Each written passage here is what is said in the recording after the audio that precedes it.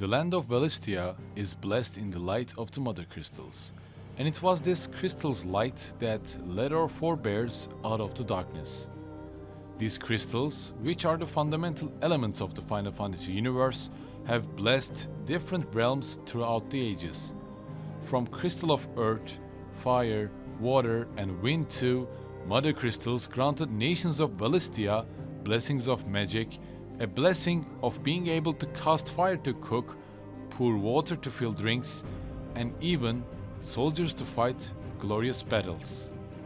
However, the blessings of the Mother Crystals have turned into a curse for Valistia, draining the ether of the land, corrupting the soil, leaving deadlands behind, similar to how Shinra tried to absorb the life force of Gaia for its own needs, killing the planet day by day. I'm Arcadenaut here, and I have finished Final Fantasy XVI in 52 hours with every side quest and hunt completed. I will be analyzing characters and different concepts of Final Fantasy XVI, talking about its references to its predecessors and how much the developer team Creative Unit 3 adapted Final Fantasy XIV into this journey. I would advise you to play at least 70% of the main story before watching this video. There will be heavy spoilers from Final Fantasy XVI. There will be also mild spoilers from Final Fantasy Tactics, Final Fantasy XIV A Realm Reborn main quests, and from other Final Fantasy titles as well. First, it's quite crucial to know what the developer team and also Final Fantasy XVI's producer Naoki Yoshida did before to fully understand Final Fantasy XVI, its level design and the storytelling behind it. Also, I will mention the similar topics that I talked about in my Final Fantasy XVI demo video, but further analyzing the aspects.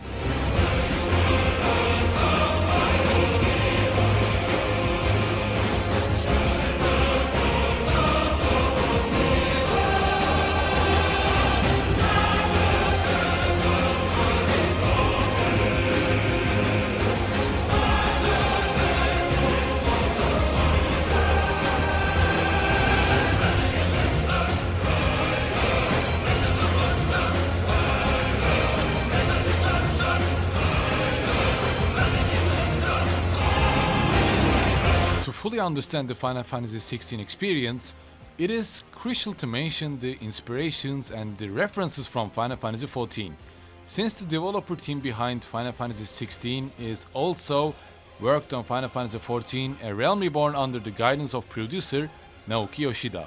As a brief summary of their success, Naoki Yoshida, alongside his team, revived Final Fantasy XIV by implementing a general overhaul.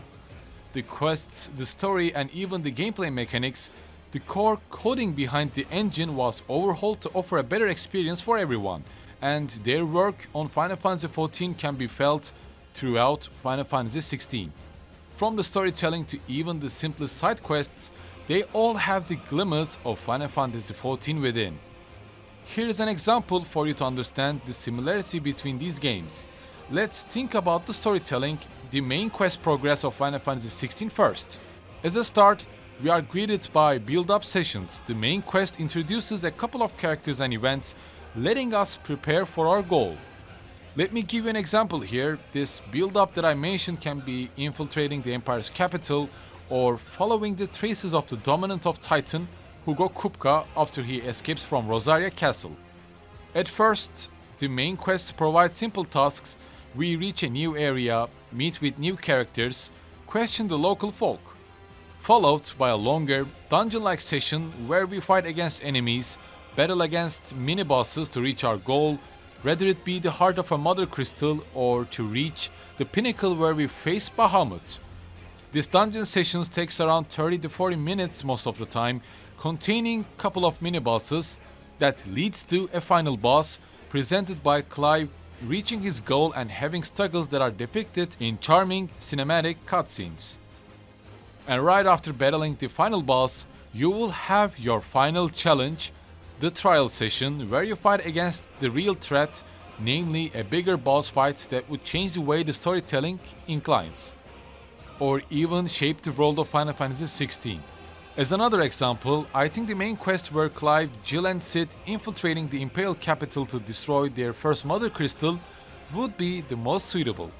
We start in the mines where Ether Flood happens, fight against Akashic Miners leading to a mini-boss fight with Akashic Cannoneer, and then the dungeon ends with a boss fight against Akashic Dragon.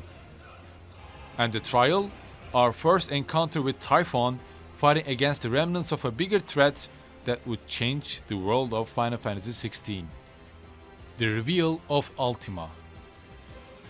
This formula of build-up, dungeon, and then a trial is heavily implemented in Final Fantasy XIV as well, from A Realm Reborn to the latest expansion, Endwalker. I will also talk about the similarities between Final Fantasy XVI and Final Fantasy XIV's latest expansion, Endwalker, when focusing on Ultima's origin later in the video. However, the level design or the progress is not only the similarities these both games have.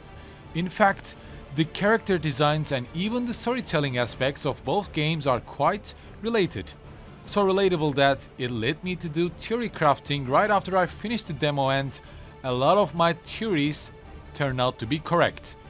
The team behind Final Fantasy XIV loves the concept of the primals or the icons of Final Fantasy XVI, or again, summons of the Final Fantasy universe. One of the main story aspects of Final Fantasy XIV is the revival of these primals by the beast tribes of Final Fantasy XIV, and how these primals turn out to be a threat to the world of Final Fantasy XIV, Eorzea. I already mentioned what these icons are during my Final Fantasy XVI demo video, but this time I will dig even further. So first, let's talk briefly about what these icons are and their masters, the dominants. These icons are commonly known as summons in Final Fantasy universe, starting from Final Fantasy III. These summons are magical creatures that can be summoned in battle. They are strong deities that symbolize different elements most of the time, and during their first appearance in Final Fantasy III, there are 8 of them. Just like in the world of Final Fantasy XVI. As Cids states, the founder created 8 different icons in the world of Valisthea. Starting with Chocobo, Shiva, Ramuh, Ifrit, Titan, Odin, Leviathan and Bahamut, there are 8 different summons in Final Fantasy III. And in Final Fantasy XVI, instead of Chocobo and Leviathan, we have Phoenix, symbolizing the flames of rebirth, and Garuda, the Tempest Harpy. These summons change from game to game, and sometimes even more of these deities appear. For example, they are called the Guardian Force in Final Fantasy VIII, and they can be assigned to a specific character, boosting their attributes. In Final Fantasy X, they are called Aeons, and each of these Aeons can be acquired when one of the main characters, Yuna, fulfills a step during her pilgrimage. Yuna as a summoner can bring out one of these Aeons to battle and fight side by side. As you can see, these summons are mostly supportive aspects within Final Fantasy universe. Our heroes cast these incantations to bring out the deities to fight against the threats. However, in Final Fantasy XVI, the icons are weapons. Weapons that are hidden inside people that are called dominants. A power that can be inherited through the bloodline. I will go back to this topic and talk about these icons and their origins later on, so first, let's conclude the world building part. If I were to go back to Final Fantasy XIV, starting with the base game, A Realm Reborn, the team of Naoki Yoshida used a lot of inspirations from Final Fantasy III. We have Cloud of Darkness, the last boss of Final Fantasy III, appearing as the last boss of an Alliance raid, accompanied by Xande, one of the villains of Final Fantasy III. Even the open world soundtrack of Eternal Winds, composed by Nobuo Uematsu, is commonly used in Final Fantasy XIV's opening videos, rearranged for Final Fantasy XIV's expansion packs in most of the time. Their resemblances become to make more sense. As I mentioned before, Cidolfus Telamon mentioned that the founder created 8 different icons, and instead of Chocobo we have Phoenix, and instead of Leviathan we have Garuda. We don't know where Leviathan is, but during one of the cutscenes of Valuet main quests, we learn from Joshua that Leviathan the Sea Serpent is mentioned as a lost icon. As in fact, Phoenix started to appear with Final Fantasy V. But here, Naoki Yoshida and his team wanted to create a story about two brothers by combining two different fire icons, making them into symbols of two contradicting aspects. Phoenix being the flames of rebirth and Ifrit being the flames of destruction. And as we see by Final Fantasy XVI's logo art that is created by Yoshitaka Amano, Phoenix and Ifrit depicted as facing each other, which is also quite similar to the CD of Final Fantasy's logo. Cosmos, the goddess of harmony, and Chaos, the god of discord. Although Clive and Joshua are brothers, Clive inclining to his father's side and Joshua to his mother's made them into dominants of two different fire icons. Phoenix as being the symbol of Rosaria, and Ifrit symbolizing the revolution that Clive was about to bring to Valistia. However, that is not only the inspiration that Clive has. I believe it's also quite crucial to talk about the Ultima Weapon of Final Fantasy XIV. During the very late game of Final Fantasy XIV, A Realm Reborn, Warrior of Light and his companions fight against the Ultima Weapon, a biotechnological weapon that can absorb the primals. This weapon, appearing during the events of the initial A Realm Reborn main quest scenario line, the Ultima Weapon is a massive Allagan war machine that is being used by the Garlean commander Gaius von Balzar in his plan to overtake Eorzea by absorbing Ifrit, Titan, and Garuda. Just like Clive can absorb the powers of icons from the other dominants.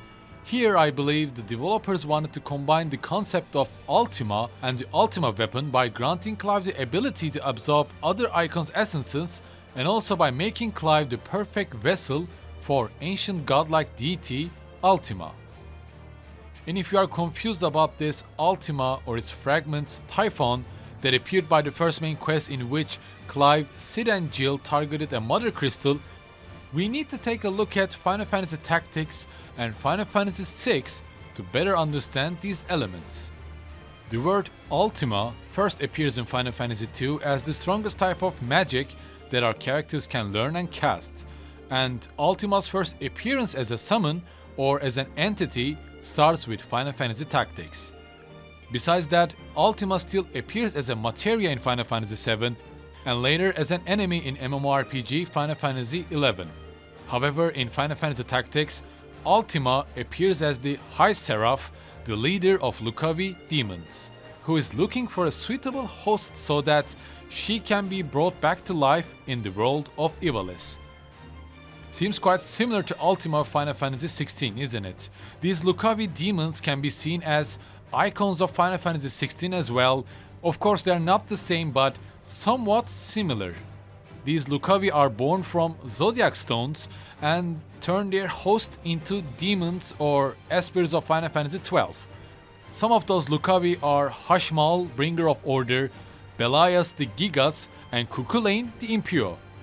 I will get back to the world setting and lore of Ivalice when I make a video about Final Fantasy Tactics, so all we need to know for now is where Ultima comes from. And as we see in Final Fantasy XVI, the developer team mixes the concepts of Final Fantasy XIV's Ultima and Final Fantasy Tactics Ultima. It seeks a vessel, a host body to physically manifest itself, and its host, Clive, can absorb icons just like the Ultima Weapon. And not only that, but if you take a close look at the color palette of Clive and Ultima Weapon, you might get what I try to say here. But not only Ultima, there is another character that is inspired by Final Fantasy Tactics, and that is Cidolfus Telamon. As I mentioned previously in my recent video, the dominant of Ramuh, Clive's mentor Cidolfus is mainly inspired by Thunder God Cidolfus of Final Fantasy Tactics. However, it would be best to mention the existence of Cids throughout the Final Fantasy universe. Starting from the very first Final Fantasy, we have an engineer Cid in all Final Fantasy titles. During the first Final Fantasy, the existence of Cid is mentioned by some notes. In Final Fantasy II, 3 and 4, we have a Cid that grants us away with his own airship. Starting from Final Fantasy VI, 7 and 8, the aspects and the influences of Cid began to differ, As Cid of Final Fantasy VII joins our party and becomes a playable character, Final Fantasy VIII Cid is a headmaster of Balamb Garden, and Final Fantasy XII and XIII Cids have become antagonists and villains. However, Final Fantasy Tactics Cids is not an engineer, but a sword saint, a well-known respected general during the War of the Lions period of Ivalice, who will later on join the protagonist Ramza Beolv on his quest to destroy these Lucavi demons and their supporters, the Church of Glabados, that is trying to resurrect Ultima, the High Seraph. And to make things simpler, Thunder God Cidolfus, being the dominant of Thunder God Ramuh, is the best kind of a reference that could have been done. Both of them are branded as traitors, as Thunder God Cidolfus denies the order of his lord, and the dominant of Ramuh leaves the dominant of Odin Barnabas's order and forms a safe haven for the bearer people of Final Fantasy XVI. These bearers, who are branded with a mark on their face, can cast magic without the need of crystals, therefore being slaved by nobles or even factions, and sometimes even worse. This uncanny resemblance makes both Final Fantasy XVI quite similar to Final Fantasy Tactics. However, these similarities are not limited to the concept of Ultima and Cidolfus, but it extends to the storytelling and role setting as well. Both of these titles have a medieval concept, factions that are fighting against each other, and a lurking, greater evil puppeteering political figures from afar. And given that the art director behind Final Fantasy Tactics, Vagrant Story and Tactics Ogre Hiroshi Minagawa worked as the art director of Final Fantasy XVI, all of these resemblances will make sense. Hiroshi Minagawa plays a key role when it comes to the medieval concept in Square Enix titles, also does an incredible job at portraying a medieval concept that evolves around the Mother Crystals and the Eikons. Before going further into the concepts and the origins of the Eikons, I would like to talk about another similarity with Final Fantasy XIV, and that is the ancient race of Allags and their similarity to the Fallens of Final Fantasy XVI. The Allagan Empire was an empire in the backstory of Final Fantasy XIV, known by its technological remains and its creations such as the Crystal Tower and the Ultima Weapon, the very same Ultima Weapon that Clive Rossfield is inspired from. And in Final Fantasy XVI, we have the Fallen, an ancient yet highly advanced civilization whose relics said to be the remains of airships that once soared through the skies. Clive and his allies' hideaway location, the Invincible, is one of these fallen remainings. The very same airship Invincible which we first encounter in Final Fantasy III, and believe it or not, even Cidolfus' daughter Midadol Telamon's ship Enterprise is originally from Final Fantasy III, and every child of Cidolfus is nicknamed as Mid in Final Fantasy universe. Fallen's legacy and story are similar to the Lufenians in Final Fantasy and their flying fortress, the floating Ronka ruins of the Ronkan civilization in Final Fantasy V, and of course, to the Allagan Empire. Their ruins, their creations have turned out to be Ultima servants, with this ancient gods reawakening. There are many references and inspirations from Final Fantasy universe that I will talk later in the video once again, but from here, let's talk about the 8 icons of Valisthea, their roles in Final Fantasy universe, and about their origins. The first appearance of the summons start with Final Fantasy III. As the players can unlock the Evoker job, they would have access to these powerful entities, each symbolizing a different element. Starting with Shiva, Ifrit, Titan and Ramuh, these 4 summons symbolize the elements of ice, fire, earth and thunder. As stronger summons we have Leviathan symbolizing the water element, Bahamut, the king of the dragons, and Odin, the fierce warrior. As I mentioned before, except for Leviathan, these summons can also be found in the land of Valisthea. And this time they are being called Eikons, magical beings of godlike strength who dwell within human hosts known as dominants. And rather than summoning them, these hosts, dominants, can turn into these icons by priming, using their elemental magical abilities whenever they wish to. And this blessing or curse for some shapes the land of Valisthea having a dominant in their own land can support conquest of the nations or even to charm the common folk or to rule them. The Archduke of Rosaria or Holy Empire of Sambresk is founded based on royal blood carrying this dominant potential in their blood. Rosaria carrying the Phoenix dominant and Holy Empire Bahamut. However, these icons are not just mythical creatures or some kind of a blessing, but actually quite the contrary. The icons are the shattered aspects of Ultima's power given flesh by human hosts. These summons, starting with Final Fantasy III, appear in Final Fantasy titles, supporting the main characters with powerful magical attacks. In Final Fantasy IV, these summons and also the summoners who can cast incantations to make these entities manifest took on greater significance both in terms of gameplay and narrative. Final Fantasy VIII offers these as guardian forces, which helps the characters to grow even stronger, and Final Fantasy X offers a supportive role for these entities. But in Final Fantasy XVI, these icons are at war, each of them symbolizing their own nation. These icons and their respective dominants are hereditary. For example, if we were to talk about Shiva, the Ice Queen, it has been stated that there used to be a tribe in the northwestern area of the Storm Continent known as Motes of Ice. And if we were to take a look at Ramu, Garuda, or even Odin, the dominants of these icons are born among the descendants of Motes of Thunder, Wind, and Darkness, respectively. However, Ifrit is different. Although the Phoenix first awakened amongst the Motes of Fire, an ancient tribe who dwelled in the western reaches of Storm, Ifrit is different, a contradicting side to Phoenix, a seed carefully sown by Ultima for its plans. At first, as I discovered this hereditary aspect to dominance and icons, I thought that maybe Clive's father's side, Archduke Elwin, was a descendant of Ifrit at first. However, this case is never been mentioned in Final Fantasy XVI, so it would be better to say that Ultima chose Clive for his ultimate goals, as he is also the older brother of the Phoenix dominant, Joshua Rosefield. Why? Well, the answer lies in the ancient murals that Clive and Joshua found in fallen ruins. Ancient murals show a religious image of Circle of Malleus, an ancient faith that worshipped both the Mother Crystals and Ultima, as it depicts the icons arranged in adoration of a central figure, thought to be Ultima, the god that rules above them all. Below this god lies Garuda, Ramu, Titan, Bahamut, Odin, and even Leviathan the Lost. As Joshua discovers this mural, he learns that the figure thought to be Ultima is in fact the amalgam of Ifrit and Phoenix called Ifrit Risen. And when Clive and Joshua's brotherly love and their care for each other is considered, Clive's priming into Ifrit was quite inevitable.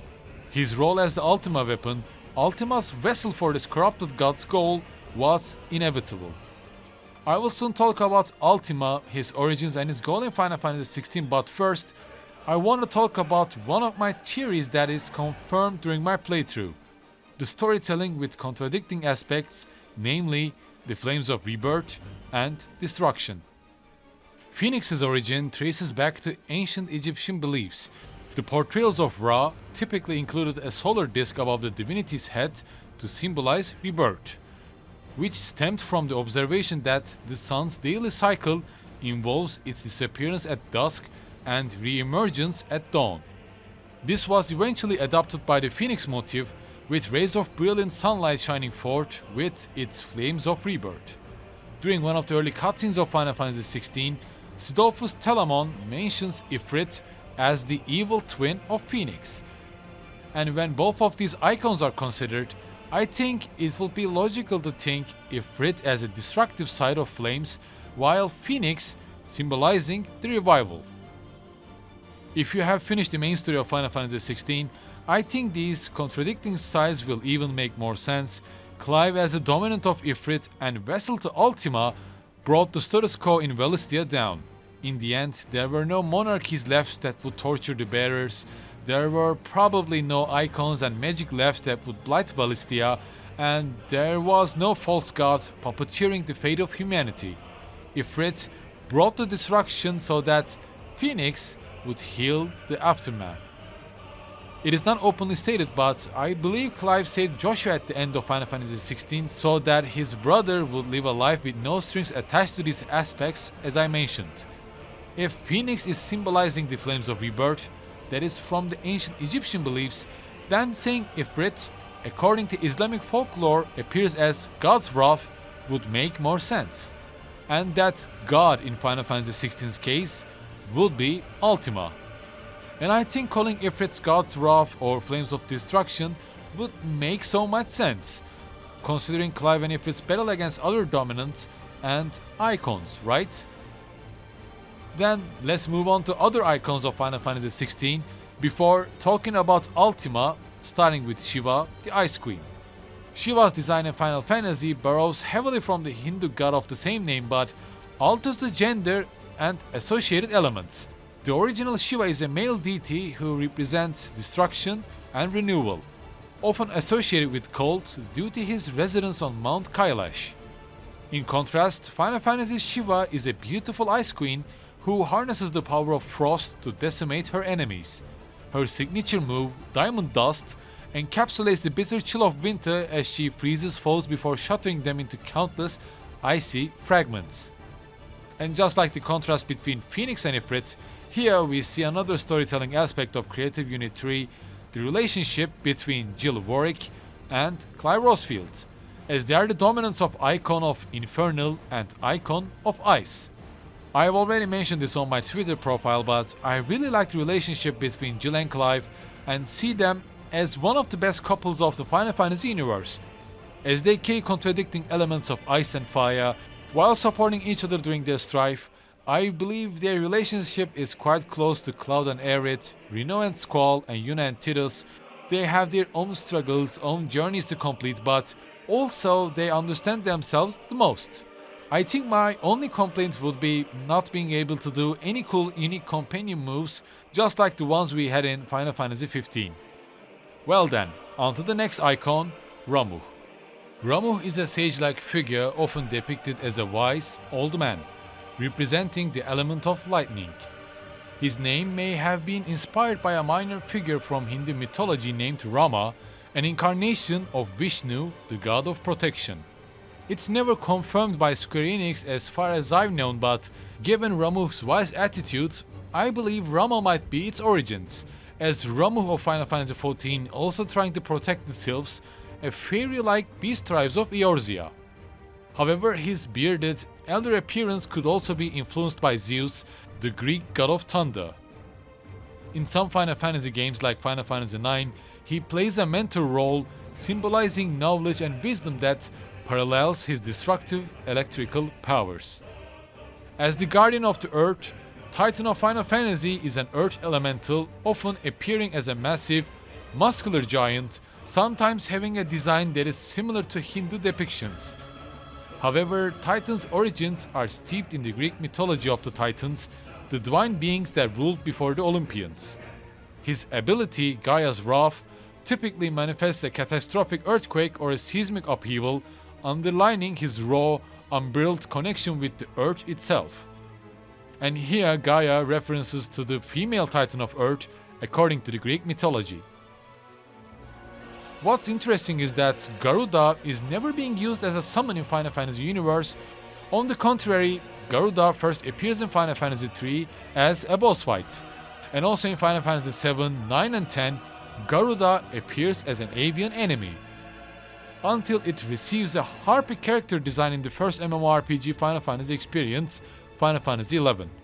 However, her Final Fantasy XVI design is similar, more vicious version of her Final Fantasy XIV primal design, as the goddess and the Lady of the Vortex, worshipped by a beast tribe called Ixal. However, her mythology origins are from Hindu and Buddhist mythology, where Garuda is a divine bird-like creature and the mount of Lord Vishnu.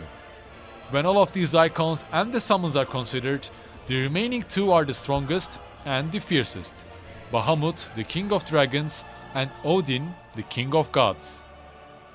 Their fierce power even be seen in Final Fantasy XVI as the dominant of Bahamut, the Prince of Holy Empire Dion, clashes against the dominant of Odin, King Barnabas Tarmer in Valistia. As they quickly conclude the battle as hundreds of soldiers die beneath them, probably their power is quite equal to each other. The King of Dragons, Bahamut, is one of the oldest characters in the Final Fantasy series. He literally upgrades the class of the main characters in the first Final Fantasy experience when the players complete an additional dungeon and obtain an item called Rat Tail. In the Final Fantasy universe, aside from being portrayed as the King of Dragons, Bahamut is also a figure of immense power and wisdom, a significant departure from his origin in Arabian mythology, where Bahamut is a giant fish. As Bahamut is the dominant of the Holy Empire, their special forces are called Dragoons. These dragon-shaped armor-wearing, lance-wielding knights are quite old in Final Fantasy universe also, as the first Dragoon appears in Final Fantasy II bearing the name Rickard Highwind. Many Dragoons in the series possess the surname Highwind, and they are sometimes more directly tied to dragons, such as owning them as pets or otherwise befriending them. As Dragoons become a playable job in Final Fantasy III, their popularity starts with Kain Highwind of Final Fantasy IV. Since the whole dynasty of Holy Empire is shaped under the wings of Bahamut, even their band of assassins are named after the dragons. And that's why Clive Rosefield is being called Wyvern during the prologue scenes. The band of assassins that Clive was a member of was called the Bastards, and they were tasked to assassinate the dominant of Shiva during the prologue. The four bastards that appear in the game's opening use the monikers of Wyvern, Tiamat, Avis, and Beast.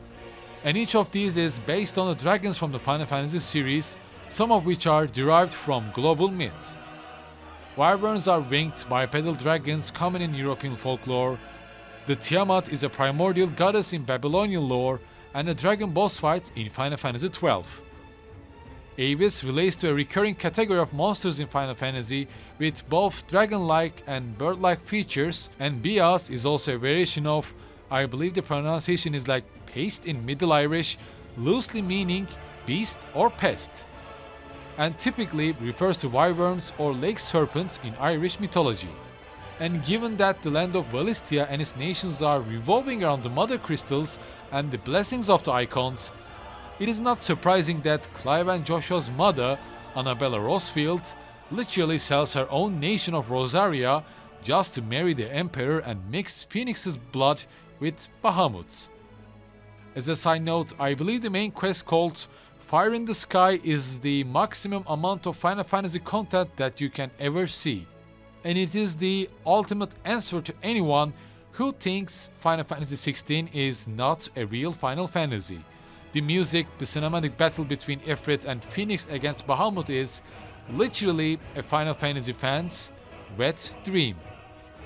And if you think about all the references and the origin stories that I mentioned, it makes even more sense. And Odin, as being known from Norse mythology, Odin is the All-Father of the gods and the god of war and wisdom. His first appearance is also Final Fantasy III as others, but his strength lies in a move called Zantetsuken, a giant slicing hit which lets Odin cut all beings and everything, striking down his enemies instantly. Zantetsuken, a sword whose name translates into iron-cutting sword, with his design often featuring him as a stoic, armored knight atop his six-legged horse, Sleipnir, closely mirroring his mythological depiction. And his Sleipnir in Final Fantasy XVI is Sleipnir Harbard, the Lord Commander of King Barnabas Tarmer. And here, with Sleipnir's reveal and boss fight, we learn that the Dominants can create magical forms, as hordes of Sleipnir copies surround Clive and his friends during a main quest. Another example to this ability can be Torgal, Clive's trustful frost wolf that can turn into his Fenrir appearance during combat. It is stated that Torgal can also call upon the powers of those who have walked beside him over the years, and since he met Clive with Jill during the prologue scenes, it is stated that Torgal, being a rare frost wolf and Jill being the dominant of Shiva, grant a toggle to ability into a call on the icon that we have seen in Final Fantasy VI, Fenrir. I believe this is such a lovely touch to include lesser icons into the game, and I really wanted to see side contents, maybe like an optional dungeon including lesser icons, or maybe some of the primals like Sophia, Bismarck, and maybe the Knights of the Round that would grant Clive additional abilities. And with that, we are nearly done with icons, but we need to talk a bit about Typhon before moving into Ultima.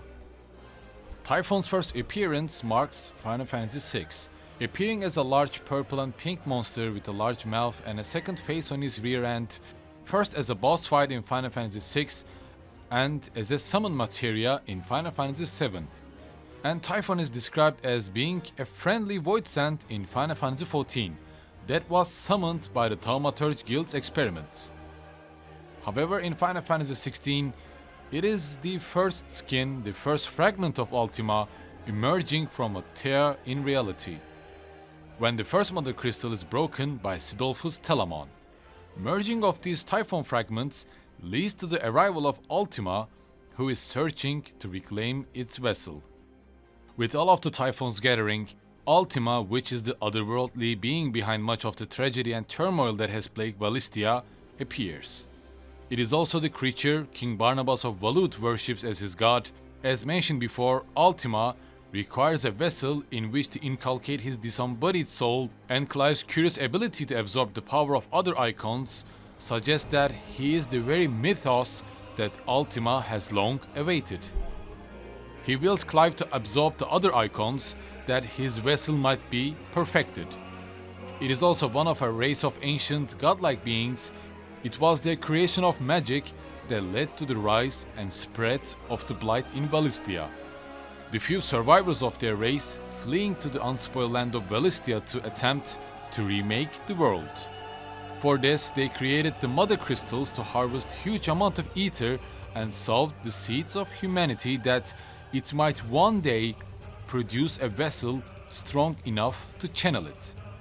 However, the humans one day developed wills of their own that the Ultima did not foresee. The purpose of the other Mother Crystals was to burden the overuse of ether that would help Ultima to create a new realm. This new world, the paradise Ultima seeks to summon into creation, is a world that is free from the blight that almost ended his race. However, Barnabas believed that he and his fellow faithful would be allowed to join his deity, his god, in this new world, though he was mistaken. Only Ultima and his kin shall have a place in this new paradise, a paradise freed not only from his blight but from humanity as well. And who might be this kin? Well, as I mentioned before, the origins of Ultima lies first in Ivalice's world, the realm of Final Fantasy Tactics and Final Fantasy XII as well. And according to Final Fantasy Tactics, his kin might be the Lucavi demons, or in other cases, his kin might be the Espers of Final Fantasy XII, meaning we might be talking about the beings like Adramelech, Cuchulainn, Zodiark, Famfrit, and other Espers or Lucavi demons with the same names, depending on the game we talk about. It is of course not confirmed, and these are just mere theories, but since we have lots in common with Final Fantasy Tactics, it is up to you to accept this concept of Ultima's kin. And in Ultima's eyes, mankind's greatest sin is the awakening of free will, his servants straying from the path their creator laid out for them and forging one of their own. However, Clive contends that this is a sin by which Ultima equally be stained. If humanity is indeed Ultima's creation, does not their every action, every emotion stem from him? This will, which separated humans from animals and is given shape by consciousness, a sense of self and freedom of thought. Even when one is deprived of other freedoms, it is one's will that drives the pursuit of true liberty. To Ultima, however, human will is a sickness that prevents them from taking their proper divine form, that of the Akashic, who blindly serves Ultima's own purposes. To this end, he casts Primogenesis, transforming much of humanity into his soulless servants. In the end, Ultima gathers ether and summons Origin, a vast structure that lay dormant beneath the crystalline dominion for countless centuries. And when Ultima's scheme reached its final stages, it was summoned from the depths, sowing untold destruction and leaving bleak, black skies in its wake. To be honest, it eerily resembles a mother crystal, and actually a mother crystal that looks like Hydaelyn, the mother crystal from the opening cutscene of Final Fantasy XIV, and Ultima's primogenesis magic brings the final times within the world of Final Fantasy XVI. That is somewhat similar to the latest expansion of Final Fantasy XIV called Endwalker. This final times of Final Fantasy XIV is a phenomenon believed to bring about the end of the world, very much the same to primogenesis incantation of Ultima that brings Aether Flood to Valistia. As you see, there are lots of similarities between Final Fantasy XIV and Final Fantasy XVI, and I think I covered each and every important aspects of these games. However, as you may guess, we are not done with the references and elements, we might even far from over. And I would like to talk about some of these elements from Final Fantasy universe for newcomers to the series, and maybe some of you who are into Final Fantasy series might learn something new as well. First, let's start with Ambrosia, the trusted steed of Clive Rosefield. In the world of Final Fantasy, there are no horses. Literally, there are none. There are some pixel horses, and I believe that's in Final Fantasy II or something, where these dark knights are supposedly riding horses. But instead of these animals, Final Fantasy universe has chocobos, big ostrich-like yellow chicks with ability to fight, cast Cure in some of the games like Final Fantasy Tactics. These creatures are basically a breed of flightless birds, characterized by their yellow feathers. They start to appear with Final Fantasy II, living in forests, providing fast travels if players decide to ride them. And in Final Fantasy XVI, we see soldiers and knights riding chocobos as if they were riding horses to battle. As for Clive, he has a special one, a rare breed of white chocobo that starts to appear from Final Fantasy IV. This majestic white chocobo named Ambrosia is Clive's personal mount, whom he has raised since she was a chick at Rosalit Castle and fiercely loyal to him. Along with chocobos, we have another mascots of Final Fantasy universe, and they are Moogles. Moogles are somewhat a magical, fairy-like race that cannot be seen by many of the humans. Here in Final Fantasy XVI we have Nectar, who is in charge of hunting board in Hideaway and, again, only be seen by Clive, whom Cidolfus Telamon found trapped between fallen ruins and brought back to his deadland home. These Moogles with their Koopa voice lines have a bigger role in Final Fantasy VI, which I will be talking about in another video. Thanks to Final Fantasy XVI, my need for JRPGs has become so insatiable that I might fill my YouTube channel with lots of JRPG videos in the upcoming weeks. But first, I need to decide on what to cover next. As for other references, we have Morbolls during the prologue sequence, we have Behemoths both as hunting quest and during the main scenario quest, as these are iconic Final Fantasy enemies that are with us over more than 30 years. Malboro or Morbolls, whose debut is Final Fantasy II, are one of the most dangerous enemies of Final Fantasy universe, with their signature move, Bad Breath, inflicting many status effects on its targets, crippling unprotected parties. As for Behemoths, they are enormous, purple, caninesque creatures with two bull-like horns and flowing manes, with the ability to drop down a meteor, similar to the ones we have seen in Final Fantasy XVI, and as well as the boss battle in Final Fantasy XIV's Alliance Raid. Their alpha form, King Behemoth, are usually yellow and are really stronger versions of these species, mostly appear as a side boss like challenges.